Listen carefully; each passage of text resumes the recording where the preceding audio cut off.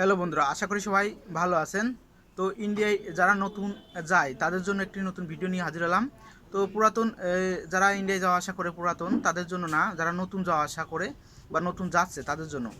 তো অনেকেই প্রশ্ন করে যে ইন্ডিয়ায় একদিনে গিয়ে একদিনেই কি ফেরত আসা যায়। তো আসলে ইন্ডিয়ায় একদিনে গিয়ে একদিন ফেরত আসা যায় না, আগে যেত, এখন যায় না।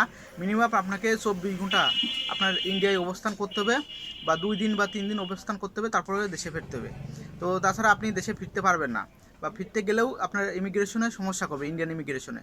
তো ওতে আপনারা নতুন যারা যাচ্ছেন দিনে যে দিনে ফেরত আসতে পারবেন না, আপনাকে অবশ্যই 24 ঘন্টা ইন্ডিয়ায় অবস্থান করতে হবে, তারপর বর্ডার হয়ে বাংলাদেশে আসতে পারবেন, না হলে ইন্ডিয়ান ইমিগ্রেশনে ঝামেলা করবে।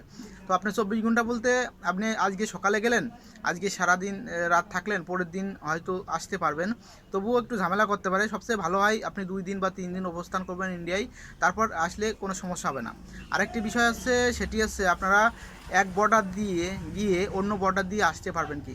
যেমন গেদে বর্ডার দিয়ে আপনারা কি বেনাপোল বর্ডার দিয়ে আসতে পারবেন, যদি আপনার বিষয় উল্লেখ থাকে দুটো বাই রোড, যেমন গেদে বাই রোড এবং হরিদাসপুর বা বেনাপোল বাই রোড, তাহলেই আপনারা আসতে পারবেন, যেতে পারবেন।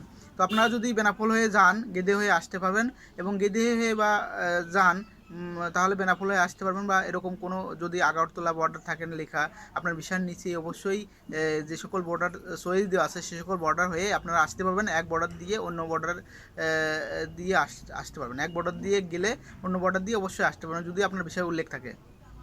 তো যাই হোক, এই দুটি ছোট্ট তথ্য ছিল, অনেকেই প্রশ্ন করছে। তো আরেকটি বিষয় আছে, সেটি দেবো ট্যুরিস্ট ভিসা।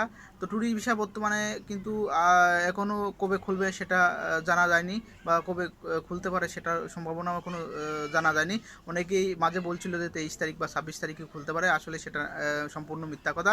তো সামনে হয়তো ভারত বাংলাদেশের সম্পর্ক ভালো হলে বা নিরাপত্তা বাড়ালে আইবেক সেন্টারগুলোতে, তারপর হয়তো আস্তে আস্তে খুলতে পারে ইন্ডিয়ান ট্যুরিস্ট ভিসা। তো আপাতত বন্ধ থাকবে। এখন বর্তমান মেডিকেল ভিসা ডেট পাওয়া যাচ্ছে, মাঝে খুবই সমস্যা ছিল, এখন একটু সহজেই পাওয়া যাচ্ছে। আপনারা সকালের দিকে চেষ্টা করবেন, অবশ্যই মেডিকেল ভিসার অ্যাপয়েন্টমেন্ট ডেট পাবেন। তো যাই হোক, বাংলাদেশের টাকার মানটাও অনেক কম এখন বর্তমানে। 100 টাকায় বাংলাদেশে 100 টাকায় ইন্ডিয়ায় 69-70 টাকা করে টাকা দিচ্ছে। তো ভিডিওটি যদি আপনাদের ভালো লাগে, লাইক কমেন্ট শেয়ার করবেন এবং আমার চ্যানেলটি সাবস্ক্রাইব করবেন। আমি ইন্ডিয়ান ভিসা তথ্য দিয়ে থাকি সবার আগে।